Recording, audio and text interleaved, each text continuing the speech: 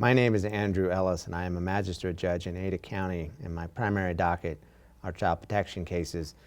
I've been asked to do a presentation here today on behalf of the Idaho State Bar Child Protective Section, as well as my good friends at the CASA program, to discuss the critical role of the Guardian Ad Litems in Child Protective Act cases, discuss the importance of having those Guardian Ad Litems represented by volunteer attorneys or other attorneys employed by the county for that purpose, and finally to discuss with you the recent emergence of the Idaho State Bar Child Protection Section, which was created to support attorneys and professionals in the child protective system.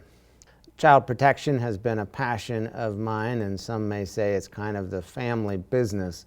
I have been on the bench now for 7 years doing almost exclusively child protection cases. Prior to that, I was employed at the Ada County Prosecutor's Office, where for 11 years I did exclusively child protective cases.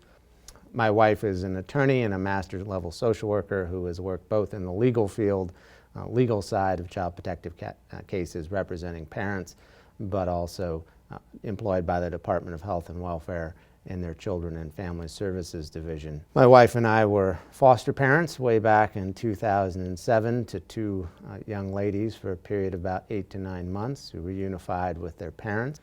And not through the child welfare system, but my wife and I created our family through private adoption of some amazing and wonderful kids through the Idaho Youth Ranch. So the first area that I wanted to discuss was the critical role of the Guardian Ad Litem in child protection cases.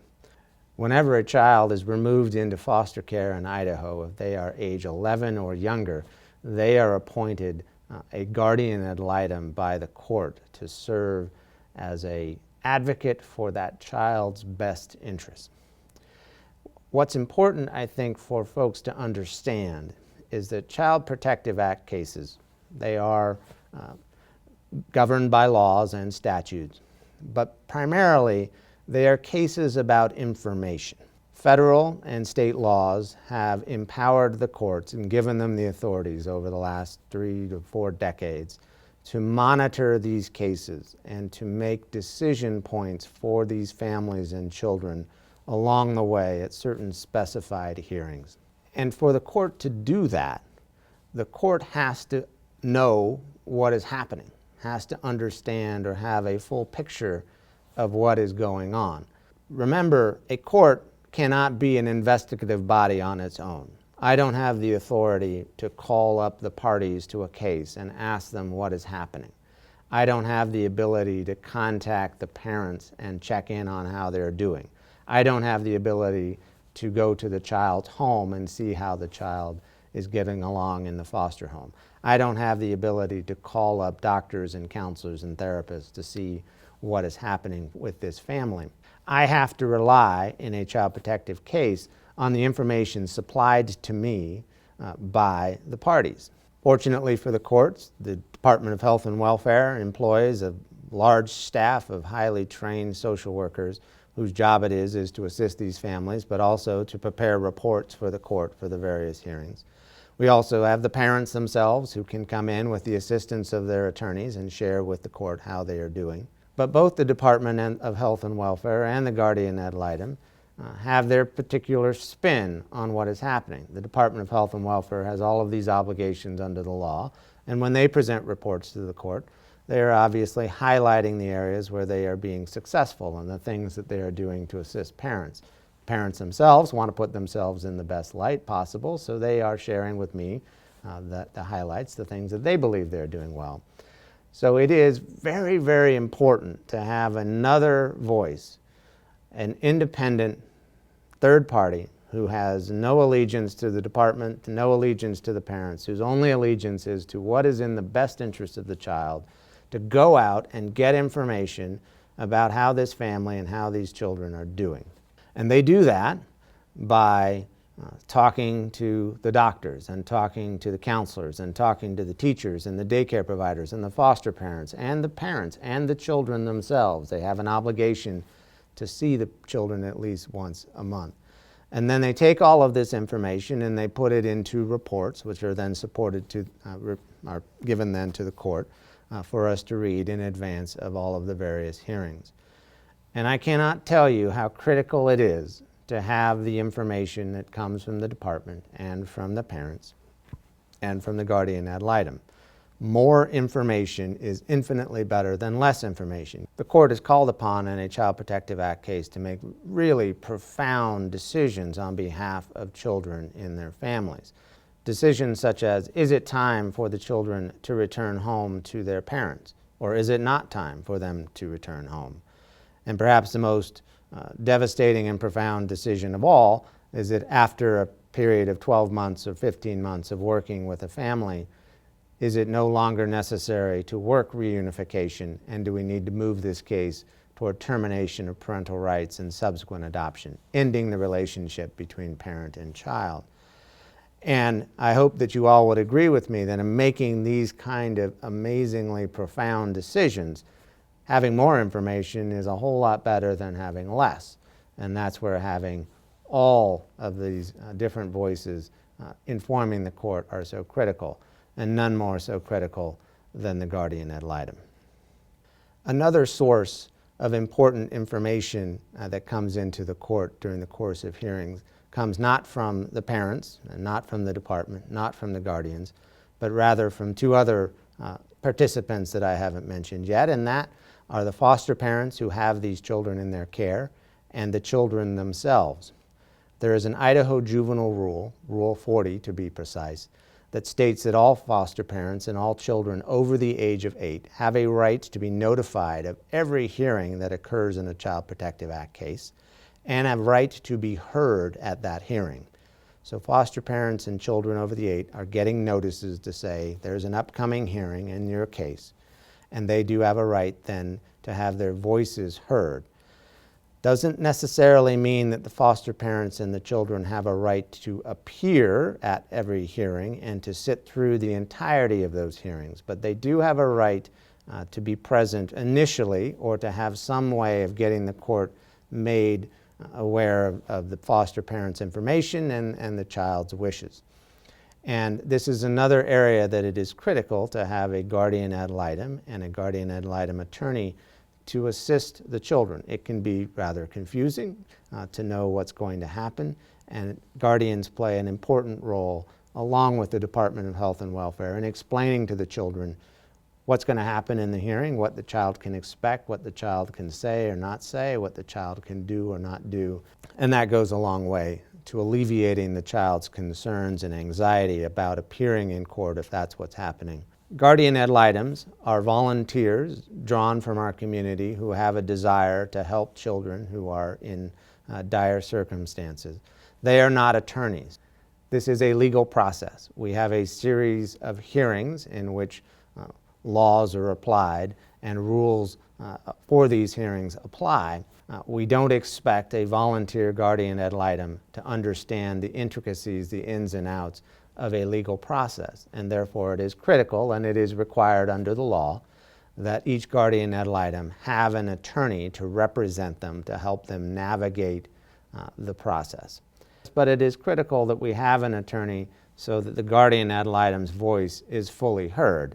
No good to have a Guardian Ad Litem who's learned all of this information if they can't figure out the court process to make sure that all of that information gets to the court.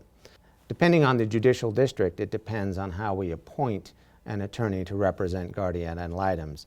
In the 4th, 6th, and 7th district, the system relies upon volunteer Guardian Ad Litem attorneys, meaning attorneys from the community who similarly, as to Guardian Ad Litems, have a desire to help out children in dire circumstances, and they volunteer their time by serving as pro bono attorneys. And in 2019, the court systems of Idaho were fortunate enough to have 200 volunteer attorneys from around the state serve in this capacity. And these come from all walks of the legal field. We have attorneys from a broad and diverse practice of law coming to serve as pro bono attorneys.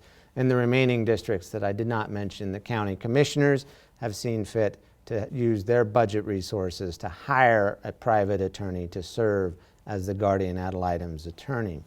A common concern among attorneys who are interested in volunteering to serve as pro bono attorneys for Guardian Ad Litems is how do they get trained? How do they learn how to do this area of law? Partially in response to that, and also in response to there being an active number of prosecutors and public defenders and other private attorneys who work in this area of law, there was a movement to create several years ago a new section of the Idaho State Bar, a child protection section. And in September of 2018, the papers were filed to create a new section. For a new section to be recognized by the Idaho State Bar, it has to have 50 members who have signed up and paid their dues. And often, for a new section to get launched, it may take a year or two for that section to reach that 50-member milestone. And the Idaho State Bar Child Protection Section met that milestone within 2 months. The section is also open to non-attorneys who work in the field or have an interest in the field, such as Guardian Ad Litems, members and directors of CASA programs, and law students. The Child Protection Section meets 10 times a year and provides ongoing, continuing legal education credits to its members. The section is governed by a governing council of 8 attorneys and judges who are responsible for identifying the legal trends and the areas in need of further legal education and recruiting knowledgeable presenters to do these CLEs so that the members can stay current on the ever-evolving and changing law in this area. I like to say that child protection isn't necessarily rocket science. It's a very small and narrow little niche of law, but that is constantly changing and evolving, largely due to the number of federal laws that are passed periodically by the folks out in Washington, D.C., and the corresponding laws that are then passed here in Idaho. And so it is an area that is evolving, and there are nuances, and that it is important for those who are working in the field to stay current so that they can do their best to represent their clients and to make sure that we are working together to get children home to their parents or to another permanent solution as quickly as possible. So I want to conclude today's discussion with all of you by making really 3 pitches. The first is to members of the community who might be watching this, who are not attorneys, to encourage you, if you have an inkling, to volunteer to serve as a guardian ad litem in this process. To do so, you need to contact your local court-appointed special advocates program. We shorthand that as the CASA program. And all of them will have an intake person, a volunteer coordinator who will be delighted to hear from you and will get you started on your path toward the required 30 hours of education, the necessary background checks, and then get you started in this process of helping children out through the Child Protective Act process. Second pitch is to any attorneys out there in the 4th, 6th, or 7th district who might be watching this, who have had a thought in the past that it would be fun to do some pro bono service on behalf of children. Again, I can't think of a better way to do that than volunteering to assist guardian ad litems and representing them in these cases. Again, if you have an interest in that, you should contact your local CASA program. They will be delighted and eager to hear from you, and they will quickly connect you to whatever needs to happen for you to start that process. And finally, the pitch as a board member and proud participant in the Idaho State Bar Child Protection System, I'd urge any attorneys working in the child protective system or any professionals working in the system, such as CASA staff, guardian ad litems, law students who have an interest in joining this section and being able to participate in the education that is presented by that. Benefit of that section really are the members themselves and the expertise that they collectively bring.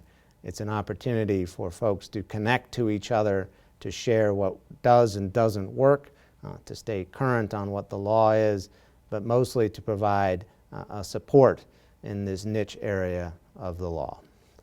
I want to thank all of you for watching this presentation, and most of all, I want to thank you for your interest and desire and commitment to doing what is necessary in this state to keep children safe.